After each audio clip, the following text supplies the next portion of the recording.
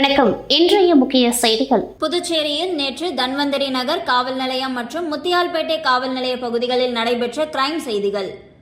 புதுச்சேரி தன்வந்தரி காவல் நிலைய பகுதிக்குட்பட்ட ஈசிஆர் சாலை கொக்கு பார்க் அருகே நேற்று இரவு லதா ஸ்டீல் ஹவுஸ் பின்புறம் லட்சுமி நகர் 3வது குறுக்கு தெருவை சேர்ந்த சாமிநாதன் மகன் சந்துரு என்பவர் நடந்து வரும்பொழுது அடையாளம் தெரியாத இரு நபர்கள் இருசக்கர வாகனத்தில் வந்து கத்தியை காட்டி அவரிடம் உள்ள வெள்ளி சங்கிலியும் ஏடிஎம்மில் வைத்திருந்த பணத்தை எடுத்து தரக்கூறி மிரட்டியதால் ஏடிஎம் சென்டர் சென்று 27,200 ரூபாய் எடுத்த பணத்தை கொள்ளையடித்து சென்றதாக தன்வந்தரி காவல் நிலையத்தில் கொடுத்த புகார் மீது 1 மணி நேரத்திற்குள் இரவோடு இரவாக குற்றவாளியை அடையாளம் கண்டுபிடித்தது ஆய்வாளர் பாலமுருகன் தலைமையிலான காவலர்கள். அதனைத் தொடர்ந்து உதவி ஆய்வாளர் ரமேஷ் புகார் மீது வழிப்பறி கொள்ளை வழக்கு பதிவு செய்து தனது தலைமையில் குற்றவாளிகளான சின்னையன்பேட்டை சேர்ந்த ஆகாஷ் மற்றும் சாரம் வேலன் நகரை சேர்ந்த சத்தியமூர்த்தி ஆகிய இரு கொள்ளையர்களை கைது செய்ய விரைந்தது தன்வந்தரி நகர் காவல் நிலைய போலீஸ். இதனைத் தொடர்ந்து புதுச்சேரி சாரம் லட்சுமி நகர் 3வது மெயின் ரோடு பகுதியில் வசித்து வரும் கண்ணன் மகன் முத்துக்குமார் தனது வீட்டில் வைத்திருந்த 5 பவுண்ட் தங்க நகையை காணவில்லை என்று கொடுத்த புகார் மீது வடக்கு பகுதி காவல் கண்காணிப்பாளர் வீரவல்லவன் உத்தரவின் பேரில் ஆய்வாளர் பாலமுருகன், மேற்பார்வை உதவி ஆய்வாளர் ரமேஷ் வழக்கு பதிவு செய்து தீவிரமாக விசாரித்ததில் வீட்டில் வேலை செய்த காரைக்கால் குடிகரை அரபிலாம் தெருப்பகுதியைச் சேர்ந்த கரிகாலன் மகன் கமலேஷ் திருடியது தெரிய வந்ததை தொடர்ந்து வீட்டு வேலைக்காரன் கமலேஷை கைது செய்தது தன்வந்தரி நகர் காவல் நிலைய குற்றப்பிரிவு போலீஸ்.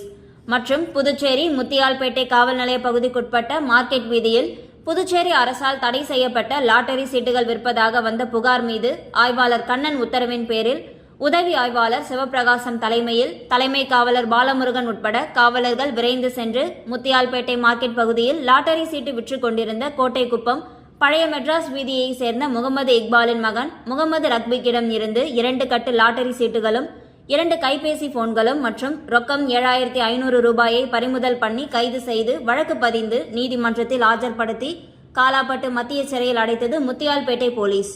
புதுச்சேரி மற்றும் காரைக்கால் துறைமுகங்களில் 1ஆம் எண் புயல் எச்சரிக்கை கூண்டு ஏற்றப்பட்டுள்ளது.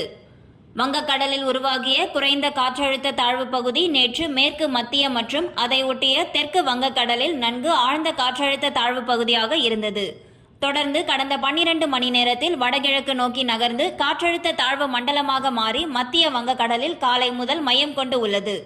மேலும் இதனைத் தொடர்ந்து வடகிழக்கு திசையில் நகர்ந்து மே 25ஆம் தேதி காலை கிழக்கு மத்திய வங்கக்கடலில் புயலாக வலுப்பெற வாய்ப்புள்ளதாக இந்திய வானிலை ஆய்வு மையம் தெரிவித்திருந்த நிலையில் தமிழகத்தில் 7 கடலோர மாவட்டங்களிலும் அதேபோல் புதுச்சேரி மற்றும் காரைக்கால் என 9 மாவட்டங்களில் 1ஆம் எண் புயல் எச்சரிக்கை கூண்டு ஏற்றவும் அறிவுறுத்தப்பட்டிருந்தது. அதன்படி புதுச்சேரி மற்றும் காரைக்கால் துறைமுகங்களில் 1ஆம் எண் புயல் எச்சரிக்கை கூண்டு ஏற்றப்பட்டுள்ளது. புதுச்சேரியில் ஆதி திராவிட மாணவர்களுக்கு ஆரம்ப கல்வி முதல் ஆராய்ச்சி படிப்பு வரை முழுமையான கல்வி கட்டணத்தை புதுவை அரசே செலுத்திவிடுகின்றது. அரசு உதவி பெறும் தனியார் பள்ளி கல்லூரிகளில் படிக்கும் ஆதி திராவிட மாணவர்களுக்கு இந்த கட்டணத் தொகை அரசின் மூலம் வழங்கப்படுகின்றது. கல்வி கட்டணத்தை சில நேரங்களில் அரசு காலதாமதமாக செலுத்தும் சூழல் ஏற்படும் பொழுது தனியார் நிர்வாகங்கள் கல்வி கட்டணத்தை கட்ட மாணவர்களிடம் வலியுறுத்துவதாக தொடர் புகார்கள் எழுந்து வருகின்றன. இது தொடர்பாக உயர்கல்வித்துறை ஏற்கனவே கல்வி நிறுவன அதிகாரிகளுடன் ஆலோசனை நடத்தியுள்ளது. இதனிடையே பள்ளி கல்வித்துறை சார்பில் ஆலோசனை கூட்டம் வருகின்ற 27ஆம் தேதி கல்வித்துறை இயக்குநர் அலுவலகத்தில் நடக்கின்றது. இந்த கூட்டத்தில் ஆதி திராவிட நலத்துறை இயக்குநர் இளங்கோவன் உட்பட அதிகாரிகள் பலரும் கலந்து கொள்கின்றனர். நாடாளுமன்ற தேர்தல் கடந்த ஏப்ரல் மாதம் 19ஆம் தேதி துவங்கி 7 கட்டமாக நடக்கின்றது. புதுச்சேரி, தமிழகம் உள்ளிட்ட மாநிலங்களில் முதல் கட்ட தேர்தல் கடந்த ஏப்ரல் 19ஆம் தேதி நடைபெற்றது. வாக்கு எண்ணிக்கை வரும் ஜூன் 4ஆம் தேதி நடக்கின்றது. இதற்காக புதுச்சேரியில் தேர்தல் அதிகாரி குலோத்துங்கனுக்கு உதவியாக சுற்றுலாத்துறை இயக்குநர், உயர் மற்றும் தொழில்நுட்ப கல்வி இயக்குநர், தகவல் தொழில்நுட்ப இயக்குநர், காரைக்கால் கோவில் செயல் அலுவலர் என 4 உதவி தேர்தல் அதிகாரிகளை நியமித்து இந்திய தேர்தல் ஆணையம் உத்தரவிட்டுள்ளது. புதுச்சேரி காட்டேரிக்குப்பம் போலீசார் சார்பில் 10ஆம் வகுப்பு பொதுத் தேர்வில் தோல்வியடைந்த மாணவர்களுக்கான தன்னம்பிக்கை விழிப்புணர்வினை ஆய்வாளர் ராஜ்குமார் மாணவர்களுக்கு நடத்தினார். சமீபத்தில் நடைபெற்று முடிந்த 10ஆம் வகுப்பு பொதுத் தேர்வு முடிந்து அதன் ரிசல்ட் வெளியானது. இதில் தோல்வியடைந்த மாணவர்களுக்கு லிங்கரெட்டிப்பாளையம் பள்ளியில் தேர்வில் வெற்றி பெறுவது குறித்து தன்னம்பிக்கை விழிப்புணர்வு நிகழ்ச்சி நடைபெற்றது. இதில் சிறப்பு அழைப்பாளராக கலந்து கொண்ட திருக்கனூர் இன்ஸ்பெக்டர் ராஜ்குமார் தோல்வியடைந்த மாணவர்கள் சோர்வடையாமல் மன அழுத்தமின்றி தன்னம்பிக்கையுடன் மீண்டும் படித்து வரும் கல்வி ஆண்டிலேயே +1 வகுப்பில் சேர முயற்சிகள் மேற்கொள்ள வேண்டும் என பேசினர். மேலும் தேர்வில் வெற்றி பெற தேவையான அனைத்து உதவிகளையும் போலீசார் செய்து தர தயாராக உள்ளதாக கூறினார். சப் இன்ஸ்பெக்டர் தமிழரசன் உடனே நடக்கும் மறுதேர்வில் தேர்ச்சியடையும் மாணவர்கள் அனைவருக்கும் +1 சேர்க்கைக்கான முழு செலவையும் ஏற்றுக்கொள்வதாக தெரிவித்தார். இதற்கு தோல்வியடைந்த மாணவர்கள் வரும் மறுதேர்வில் நிச்சயம் வெற்றி பெற்று இந்த ஆண்டு +1 வகுப்பில் சேர்வோம் என உறுதியளித்தனர். தன்னம்பிக்கை விழிப்புணர்வு நிகழ்ச்சியில் தலைமை ஆசிரியர் ஆதிமூலம், உதவி ஆய்வாளர் தமிழரசன் மற்றும் காட்டேரிக்குப்பம் போலீசார், பள்ளியின் தலைமை ஆசிரியர் உட்பட மாணவர்கள் கலந்து கொண்டார்கள். புதுச்சேரி குருமாம்பேட் பகுதியில் அமைந்துள்ளது ஸ்ரீ மகா சாம்ராஜ்ய லலிதா மற்றும் ஸ்ரீ யோக மாயா லலிதாம்பிகை திருக்கோவில்.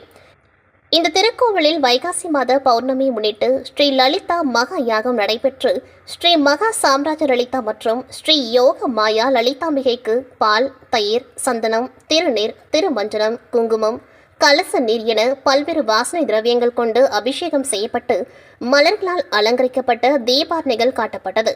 தொடர்ந்து ஸ்ரீ மகா சாம்ராஜ்ய லலிதா மற்றும் ஸ்ரீ யோக மாயா லலிதாம்பிகைக்கு சகஸ்ரநாமம் பாடப்பட்டு மகா தீபாரணை காண்பிக்கப்பட்டது.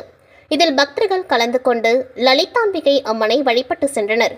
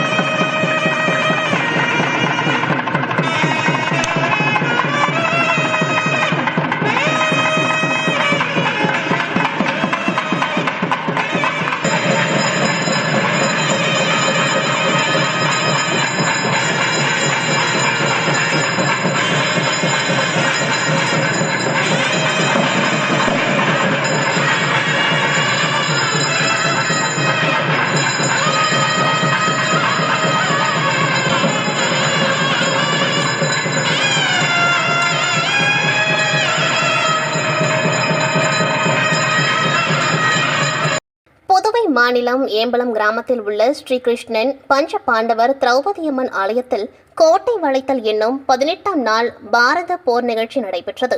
இந்நிகழ்வில் துரியோதனனுக்கும் பீமனுக்கும் நடைபெற்ற யுத்தத்தில் பீமன் வென்று பாஞ்சாலி கூந்தல் முடிந்தால் என்ற வரலாற்று நிகழ்வு அரங்கேறியது. முன்னதாக பக்காசூரனுக்கு சோறு போடுதல், அர்ஜுனன் திரௌபதியம்மன் திருக்கல்யாணம், அரவான் கடபள்ளி ஆகியன நடைபெற்றது. நேற்று கோட்டை வளைத்தல் நிகழ்ச்சி நடைபெற்று பின்னர் தீமிதி திருவிழாவும், மறுநாள் மஞ்சள் நீராட்டு விழாவும், அதனைத் தொடர்ந்து தர்மம் பட்டாபிஷேகம் ஆகியன நிகழ்ச்சி நிரலின்படி நடைபெறவுள்ளது. நிகழ்ச்சிக்கான ஏற்பாடுகளை அறங்காவல் குழுவை சேர்ந்த பன்னீர்செல்வம், உமா முருகன், செல்வம், ஜனார்த்தனன், பழனிவேல் உட்பட பொதுமக்கள் செய்திருந்தனர். மதகடிப்பட்டில் உள்ள மணக்குள விநாயகர் பொறியியல் கல்லூரி வளாகத்தில் உள்ள மணக்குள வித்யா விநாயகர் கோவில் கும்பாபிஷேக விழா நேற்று காலை யாகசாலை பூஜைகளுடன் துவங்கியது. தொடர்ந்து மணக்குள விநாயகர் கல்வி குழும தலைவர் தனசேகரன், செயலாளர் நாராயணசாமி கேசவன், பொருளாளர் ராஜராஜன், குழும உறுப்பினர்கள், மணக்குள விநாயகர் பொறியியல் கல்லூரி இயக்குநர் வெங்கடாச்சலபதி, மயிலம் சிவஞான பாலய சுவாமிகள் முன்னிலையில் மகா கும்பாபிஷேகம் நடைபெற்றது.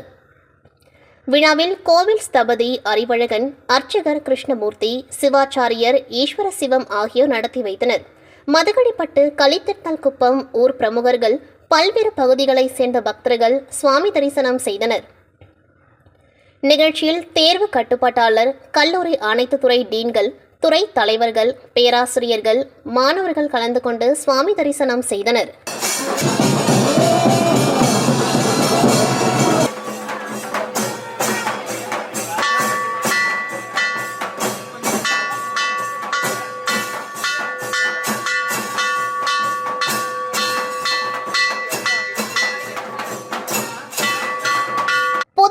சாலைகளில் குப்பைகள் கொட்டக்கூடாது என்று குப்பை சேகரிப்பாளர்கள் மற்றும் குப்பை தொட்டியில் மட்டுமே போட வேண்டும் என்று உள்ளாட்சித்துறை அறிவுறுத்தியிருந்தது.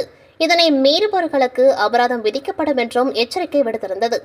ஆனால் அரசின் இந்த எச்சரிக்கையை வர்த்தக நிறுவனங்கள் மதிப்பதாக தெரியவில்லை.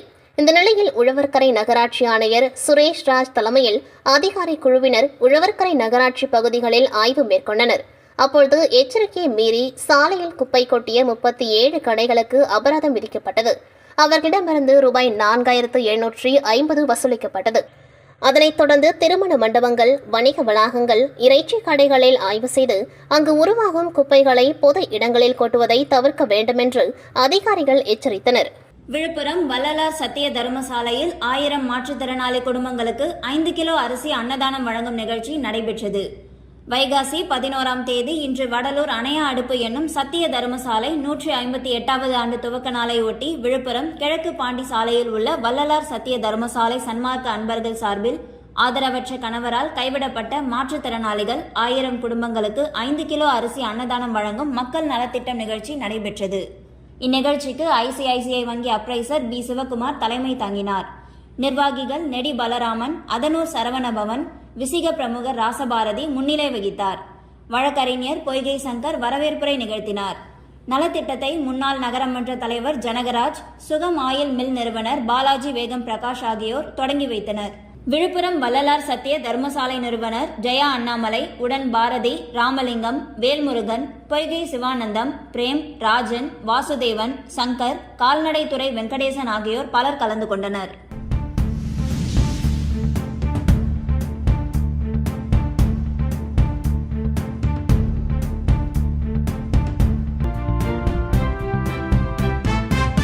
தமிழ் தந்தை ஐயா சீபா ஆதித்தனார் அவர்களது 43ஆம் ஆண்டு நினைவு தினத்தை முன்னிட்டு சென்னையில் அவரது திருவுருவ சிலைக்கு தளபதி பேரவை சார்பில் தலைவர் AR அருள்காந்த் மாலை அணிவித்து மரியாதை செலுத்தினார்.